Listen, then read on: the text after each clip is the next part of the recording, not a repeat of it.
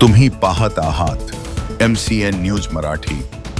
अकोला जिल्ह्यातील बाळापूर तालुक्यातील निंबी मालोकार शेत शिवारात शेतातील रस्त्याच्या वादातून अमोल गजानन मालोकार यांची गोळ्या झाडून हत्या करण्यात आल्याची घटना 9 ऑगस्ट रोजी दुपारी घडली होती। या खून प्रकरणाचा अकोला स्थानिक गुन्हे शाखेने अवघ्या 9 तासात छडा लावत 5 आरोपींना ताब्यात घेतले। अमोल मालोकार यांचा चुलत भाऊ अजय मालोकार, विजय मालोकार व त्यांच्या साथीदारांसोबत शेतरस्त्याच्या कारणावरून वाद झाला।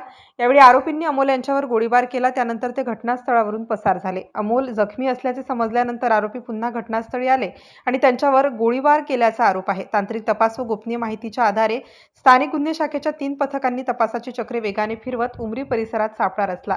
यावेळी विजय श्रीकृष्ण मालोकार वय 33 वर्ष, अजय श्रीकृष्ण मालोकार वय 32 वर्ष, राजकुमार शिवचरण मालोकार वय 25 वर्ष, विजय कैलास बुटे वय 30 वर्ष तसेच एका विधी संघर्षग्रस्त बालकाला ताब्यात घेण्यात आलं।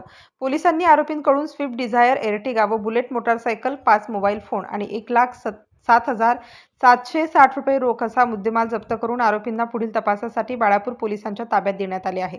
सदर कारवाई अकोला जिल्हा पोलीस अधीक्षक अर्चित चांडक व अप्पर पोलीस अधीक्षक बी चंद्रकांत रेड्डी यांच्या मार्गदर्शनाखाली स्थानिक गुन्हे शाखेचे पोलीस निरीक्षक नितीन लेव्हरकर यांच्या नेतृत्वाखाली करण्यात आली। हत्येमागील नेमके कारण, वापरलेले शस्त्र आणि प्रत्येक आरोपीची भूमिका याबाबत पुढील तपास सुरू आहे।